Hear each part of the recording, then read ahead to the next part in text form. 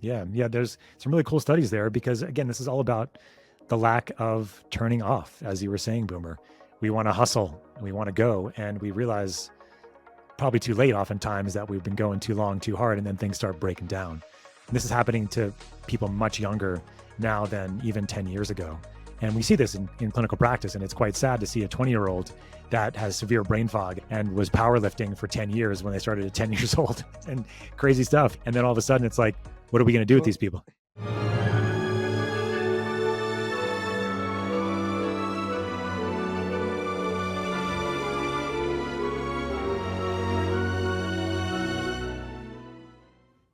All right. Welcome back to another episode of the Smarter Not Harder podcast. Hello. We have the triumvirate, the trifecta on board today. BTS. Yes, it's good to be back with all of you. We're excited to have another episode with the three of us talking about the amazing things that we're doing at Transcriptions, but specifically stories. Everybody loves stories. And because they give you a little bit of a context. And today we're gonna start off with Boomer's story about the development of Tro Calm. Boomer, tell us your background here. Tell us how difficult it was for you to get on that TED Talk stage and give that 15-minute talk about your story, about your personal story. Stories among stories for tonight, this morning. What is this? All right. So we're at the second derivative now? Is that Vega? I don't remember what the Greek is. Ted will be able to tell me. Let's frame this in the context of an interesting foray into formulation at Transcriptions, because I think one of the unique things about our company is the ingredients that we use. And perhaps this gives you a little insight on how we test products. But to answer your question, Scott, it wasn't actually that difficult to get on the TEDx stage in The Hague.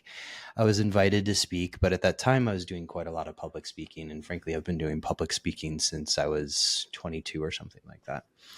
And there's a thing with public speaking when you overlay it with too much travel, existential angst in the world, and just generally trying to be a perfectionist, that you create a lot of this thing called anxiety for yourself. So many excuses. Am I an excuse kind of person? I don't know. But perhaps that's another topic for another time. But one of the things that's interesting about working at Transcriptions is that you get to talk to a lot of people with an MD next to their name. And so when you have a particular ailment, a particular issue, you can chuck it into our group chat and say, okay, what do I do for this? And usually before the days of ChatGPT, you would get an answer from Ted about all of these sort of clinically applicable molecules that might work for you, some of which are legal, some of which are illegal. The illegal ones can sometimes be a little bit more fun. And in this case, there's a bit of pressure that goes into a TEDx talk because you have to nail it, and you really only get 15 minutes, and you have to stand on one red dot the entire time. Mm-hmm. So in preparation for that, you are doing a lot of rehearsal. And of course, as with any sort of public speech, you have rise in adrenaline. These guys will tell you more about the biochemical processes than me. Rise in heart rate. If you have a history of sweating, as I do, or even panic attacks, and that can be something that plays with your mind and also screws with your ability to deliver an effective speech. At Transcriptions, when you're trying to solve a problem, we look at, okay, first, here's defining the problem. What are we trying to solve? In this case, it was anxiety, performance-related anxiety, actually, and it was stress. Simpler than that. And we ought to get Boomer on stage relaxed. After all, it's a TEDx stage. Yeah. And ultimately the goal was like, how do you deliver a speech in a completely relaxed state? And when you start breaking down the biochem of that, you end up with a list of ingredients. And I remember getting the flurry of text messages from Ted, you at the time, saying, can you try this? Can you try that? One of which was B3 GABA. In Europe, it was pretty easy for me to source B3 GABA. I went out and bought it and started trying that. Then we started looking at some of the cannabinoids, CBD, CBG. Bought it, started trying that. And then finally we got into a discussion around kava, which is something that I've taken for a long time. And I guess you would call it, it's not a plant, it's a root that, is it a root? It's a root of a plant, yes. Yeah, so root of a plant that has been served as a beverage in the Pacific Islands for centuries, sometimes commemorating wars, sometimes commemorating marriages, and it has a beneficial effect of being somewhat of an anxiolytic. And so if Ted's trying to solve for how do I get Boomer relaxed on stage, we started trying a plethora of different things. And again, some of those were illegal. We left those out of the formula. And we tried this combination of 4 ingredients, which ultimately led to me going on the stage and probably being the most relaxed I've ever been for a public speech. Now, when this was before even we launched, I believe, Blue Canatine.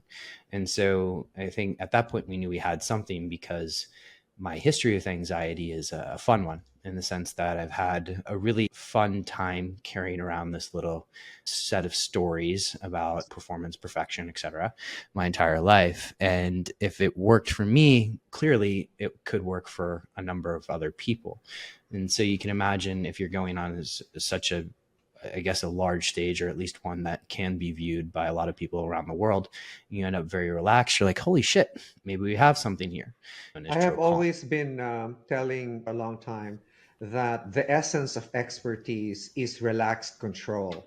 How do any expertise, any specialty in medicine, any skill that you have relaxed control of your material, in this case, your speech. And if you know your material, you have relaxed control of it, you're an expert in it, meaning you're not having any pressure in thinking about it and so on. The balance that we were having here is Boomer being the control freak. How do we get him to relax and get into that sweet spot between relaxation and control? So that balance between relaxation and control is what we have achieved with Tro Calm by doing a lot of trials with different ingredients and seeing what actually works, and seeing whether, and this is on real life, guys, because we put you in stressful situations, and then we try the materials there first before finalizing the formula. And I think in this case, when we were trying this, because I could probably pull up my Amazon account and get a number of different receipts and everybody that, like, hey, we tried a number of different ingredients. Mm-hmm. And a lot of it was based on Ted's knowledge of GABA and the GABA system. But we tried a ton of different ingredients. We even tried things that were almost unrelated to GABA. And in certain cases, they worked. I'd go on and give a speech. And at that point, I was probably speaking on stage once a week. And in other cases, it would be like, okay, maybe not this one. Let's try again. So let's get into a little bit about how Trocalm particularly works, because, and here I want to talk just slightly about, Ted, how you'd go about doing the research, because it's not easy unpacking my history of anxiety. And it's also not easy unpacking stress in general. But what made you decide to focus and really hone in on ingredients in Actually, it particular? stems clinically. I think for both Scott and I, who are both clinicians ahead of you, we are actually gradually seeing so many anxiety cases in our practice. Our patients would complain of other things, of course, but for the most part, they're stressed out and anxious, and they're not relaxed about their lives. And I always use this term: we have built a hyper-stimulative world around us. And therefore, our glutamate receptors, the excitatory neurotransmitters in our brain, are always in overdrive. Look, we even conquered the night to our detriment, right? The night is supposed to be the time for your rest. And here we are. We invented light, and then pretty soon we were sleeping less and less. So suddenly the balance of day night and everything that we are used to is just upset, and we're not slowing down. We continue to deprive ourselves of sleep and relaxation and rest. We play hard and party hard, and that's what has been going on. Yeah. So when I was looking at that, I said, how do you calm down the entire body, not just the brain, when the world around you is hyperstimulative, right? And turns out we have forgotten really the major braking neurotransmitter of the brain. There's an on switch of the brain, there's an off switch. No one pays attention to the on switch because we're on all the time. But no Hustle, one's hustle. Yeah. paying attention to the off switch. And that's where I actually focus on first traditional plants, right? That did this. And you mentioned kava earlier. The reason for my interest in kava is actually the historical use that it had in settling disputes in the Fiji Islands, right? So basically around the Polynesian Islands, if they had a beef with you, one tribe had a beef with you, you started off by having a kava drink, right? Everyone calms down. Your GABAergic system fires up. It's a positive allosteric modulator of GABA. Scott will deal more with that because he had a fun job of actually translating my slides into his own, and now it's very much his own. But that's what happened there is that they basically had a calm discussion about things because of that. And I said we could bring that in, right? We could bring that in. So before the Yeah, hot dog, you yeah. have to have a sip of kava, Before, and then Yes, yeah, relaxed before you control. start stabbing each other, or so. Calm Calmly stab each other. Calmly stabbing. relax control of your blade. But anyway, so that was actually a big inspiration for me. I've known that for a long time. But as I said, take a look at this. This is only the positive allosteric modulator, though.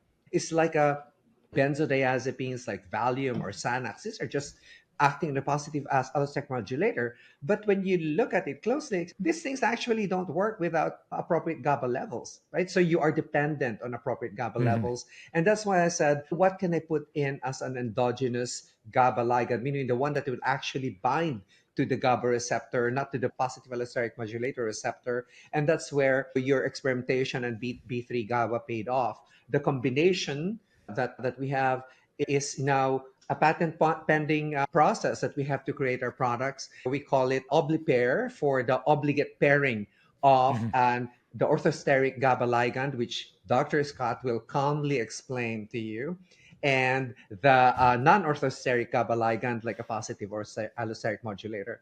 I was actually shocked to look at supplements out there like magnolia bark, for example, which contains honocayol, valerian root. These are all positive allosteric modulators, but they don't come with a GABA supplement that actually crosses the blood-brain barrier. GABA is a huge molecule that doesn't cross the blood-brain barrier. And as Dr. Scott here loves to say, if it enters your blood-brain barrier, you probably have a leaky brain. If you have a leaky brain, you probably have a leaky gut. So that's where we're connected, right? So I'm being quoted by Dr. Ted. I got to say, this is a first. So. yeah, this is a career highlight. It's a highlight for Scott, for me. actually. Yes, I've reached some sort of oh my gosh, another level. I always tell these boost. guys that the biggest prize that a mentor can have is actually for the students to surpass him. I'm having these indicators now that this is happening. So this is good. I'm actually quite pleased. And so we're looking at this too, and I said, why don't we do the obligate pairing of this? We'll call it the Obli-pair, and then all of our formulas now contain this. It's not only our Tro Calm product that has this obligate pairing, our sleep product, which we have discussed and will be discussing in other episodes, has also an obligate pairing of an orthosteric ligand and the non-orthosteric ligand. So, and the interesting thing here is that no one actually noticed that everyone was just providing positive allosteric modulators. I said, okay, yeah. With GABA deficiency so rampant, right? There's so many people. That's the problem, right, Ted? Is that clinically we know a huge swath of the population is GABA deficient. So if you're giving something that's binding to an allosteric site, so not the exact site where GABA would bind, but like another site on the GABA receptor, and you're trying to get more GABA to play, but there's no GABA to play with because there's no GABA there, you're going to significantly but mess up Scott, the system. remember, so having this the GABA does not have to be an excuse for drinking more alcohol. Alcohol, guys, is a positive allosteric modulator of GABA. You drink more and more of it. If you don't have a higher or orthosteric ligands for the GABA receptor, then it won't work. Yes. So that's the whole basis of this pairing. And we're now able to provide it in our formulas. And I'm happy that we're able to do this and provide a really like a complete solution to the activation of the GABA receptors. So Scott, now you explain. All right. I want to dive, before we go into kind of the combination of the two and what the hell that means. There's 4 ingredients here. We've briefly touched on kava. We touched a little bit about the specialness, for lack of a better word, the sweetness of B3 GABA. Maybe Dr. Sweetness here, Dr. Scott, is going to talk to us about B3 GABA and why that one is in particularly so special. I think I actually prefer. And then we'll get into some of the cannabinoids. I prefer McSteamy when I'm in my scrubs, to be honest, than Dr. Sweetness, but I guess we'll go with it. Okay. We'll go. I live in Chicago now, and Dr. Sweetness would be Walter. Isn't it McSteamy and McDreamy? So it's neither. I get so confused. Okay. Yeah, This has only been 20 seasons of that show. I've seen maybe one episode, I think. Grey's Anatomy, for those who don't know. I'm sure most people do. So nicotinal GABA. Doctor No, jokes, doctor actually, jokes. Yes. So I've we're only starting seen him with in driving in Formula One, man. So So, in the spirit of Max Verstappen, let's talk about B3 GABA Okay. and why it's such a nifty molecule. Yeah, really what Ted was really describing is two different things, with something called an orthosteric ligand and something called an allosteric modulator. An orthosteric ligand is something that binds to the actual site where the neurotransmitter, in this case GABA, is supposed to bind. So that's called an orthosteric ligand. And you have something called an allosteric modulator, which is something that binds on the same receptor, in this case, the GABA receptor, but not at that same site, but at different sites. So alcohol has its own site. Benzodiazepines have their own site. Hanakial or hanokial has its own site. So does kava. The challenge with all of these, though, especially the prescriptions, because the prescriptions bind to that allosteric site so tightly, they allow or they try to get so much GABA to bind that they deplete you very fast, and that give you tolerance, dependence, withdrawal, and that whole thing called death if you stop them too quickly, which is not cool typically. B3 GABA itself is a orthosteric ligand of the GABA receptor, meaning that it binds directly to the GABA receptor because it is GABA. So it's a vitamin B3 attached to GABA. And so even if you have a good blood-brain barrier that shouldn't get GABA through, it will allow vitamin B3, when it's attached to GABA, to get through. It does. And then when it does, it hydrolyzes or breaks up into vitamin B3 and GABA. So you have a little bit of vitamin B3 and you have GABA itself that binds to the GABA receptor, which actually makes it a super cool combination because vitamin B3 is niacin, turns into NAD. So there's a mild amount of activation along with B3 happening, the GABA happening at the same time to calm you down. So the cool thing about Tro Calm, because of this particular compound, is that you have both relaxation, but you don't feel tired at the same time, especially if you can modulate the dose, because all of the Troches prescriptions, you can modulate the dose. You can start with a quarter, go to a half, go to a full, and a quarter could just take the edge off a little bit. And you have that ability to be able to drop in to your focus, drop into your capacity. I think we lost Boomer. Yeah. Didn't we lose Boomer? Okay, we'll keep talking. It's fine. Here he comes back. So you have the ability to drop back into your mode of operation where you want to be, right? Like if you're super sympathetically dominant, like your mind is like so stressed, you don't have the ability to think. And having that B3 GABA on board can be really helpful, especially in combination with your kava, because then kava now is your orthosteric ligand. So it's binding to that receptor, but at a different location, increasing the need for that receptor to want to bind GABA. And guess what? You have more GABA around because you have nicotinal GABA that's allowing you to increase your GABA levels. Because again, many people are GABA deficient. So something that helps increase your GABA levels, like an allosteric modulator, such as kava, might work in the beginning for you, but then you deplete all the rest of your GABA and you're screwed. More anxiety, more sleep problems, more stress. See how good. So Boomer, welcome back. See how good Dr. Scott actually explains that. If you were a stickler for rules like I am, this is how it's actually said. Because it is complex with vitamin B3, the GABA is complex with vitamin B3, your dosing will have a paradoxical effect. At the lower doses, it will be calming. If you go too high, yeah. And then at the higher doses, say you take 3/4 or a whole one, your brain might get active. And that's what called a paradoxic effect, paradoxic dosing. Now, also in strict classification, you have orthosteric ligands. Orthosteric ligands will have such a thing called an endogenous ligand, which is meaning the GABA itself, and an orthosteric ligand, which quacks like GABA, acts like GABA, is accepted in the receptor at GABA, but isn't GABA. An example of this, which is agarine, which is on another of our products. But these are basically called orthosteric because they are of the same or similar structure that bind to the receptor. Now, non-orthosteric ligands can either be modulators or not. Non-orthosteric ligands can be a positive allosteric modulator like kava, or we considered valerian root, right?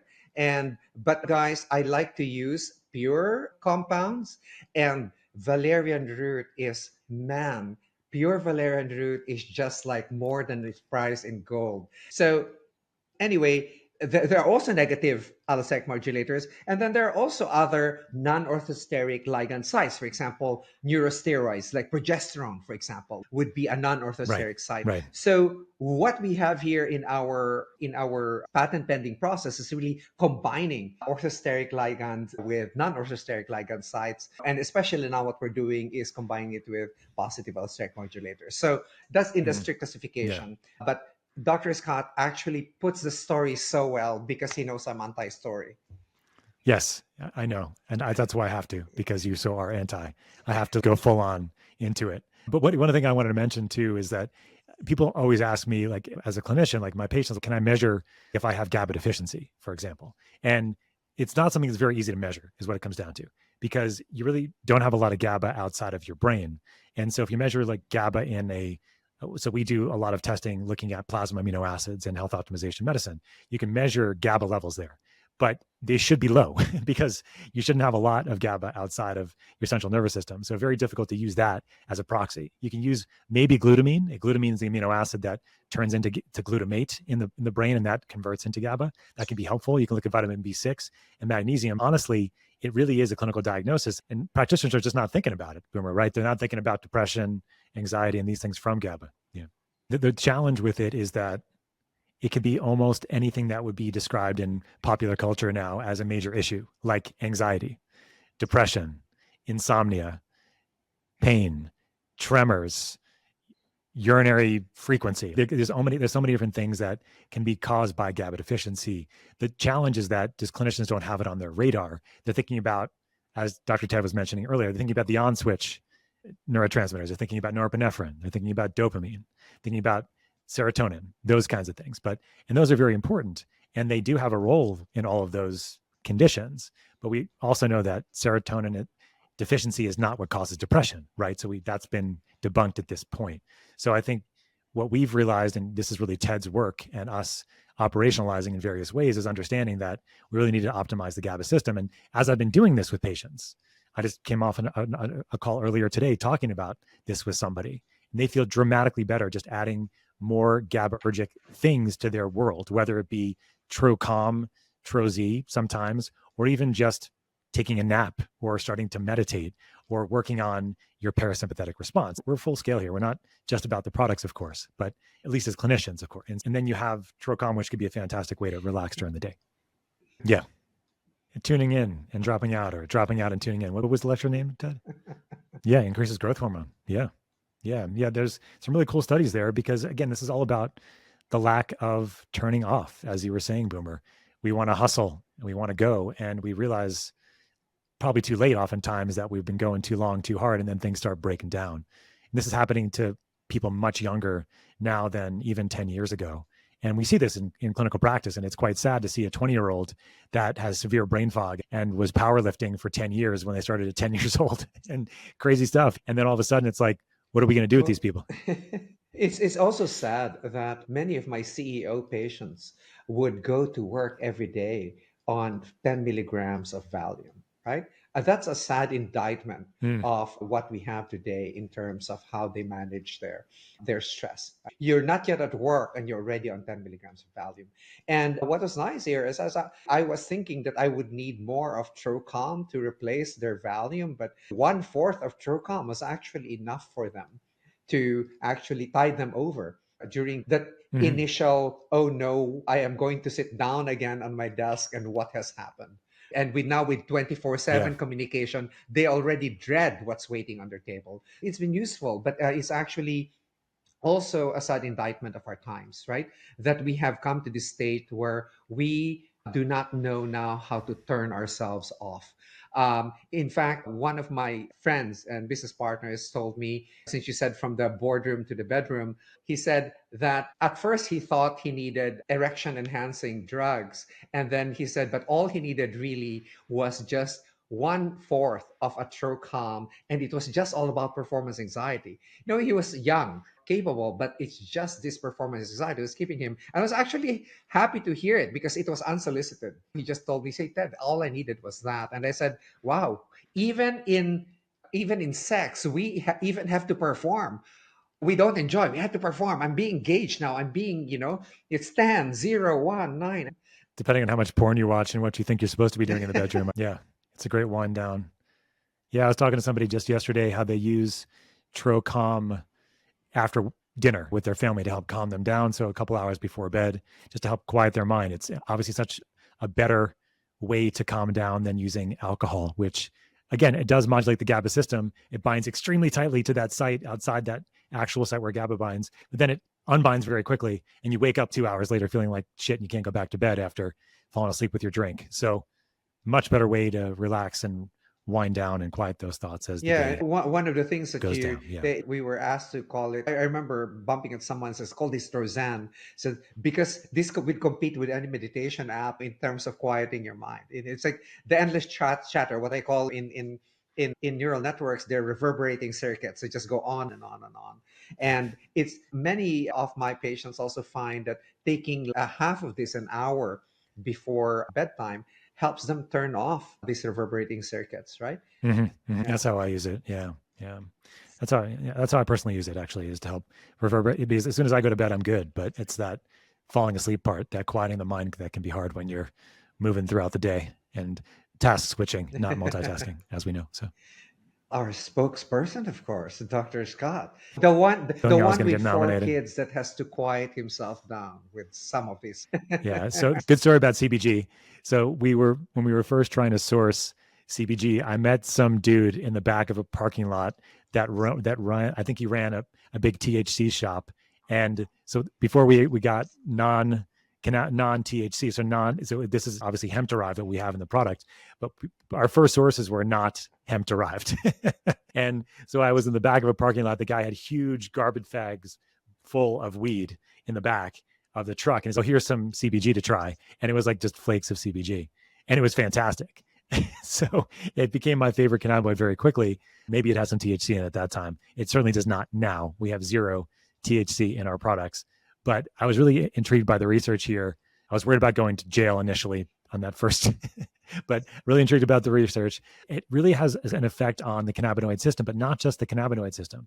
It has a metabolic effect. It works on something called the PPAR system as well, which also regulates metabolism and pain and temperature. So it's actually, if you talk to people that are involved in the cannabinoid world, this is the up and coming cannabinoid. This is one you're going to hear about the most in the next several years. So very excited about it. Yes. So all the cannabinoids start as CBG, and then the family tree goes from there as they break down over time to the various ones that we see. Scott didn't answer something. Why did we put this in there? Oh, so the cannabinoids themselves work on the GABA system too.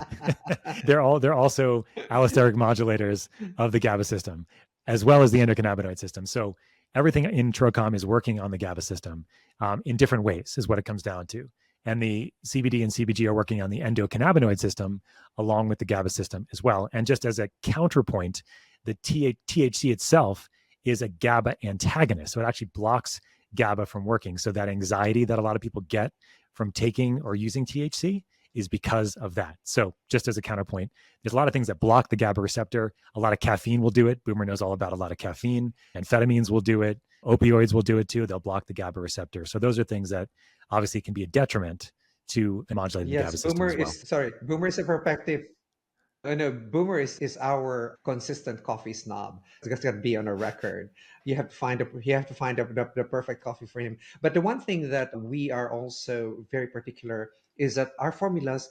The first thing that, as someone who's a neuroscientist and interventional neuroradiologist, I actually am very big on neuroprotection. And one of the first things we protect our brain from is neuroinflammation. And cannabinoids are very good at protecting your brain from neuroinflammation. So aside from its effect on the GABAergic system, it's also there to actually protect your brain, right? So it's a neuroprotective and actually boost your endocannabinoid down. Oh my God, I suddenly got serious. But anyway. Yes. That's good. That's good. Thank you. Yeah. I think it's a good roundup of Tro Calm here. Always a pleasure. See y'all next time.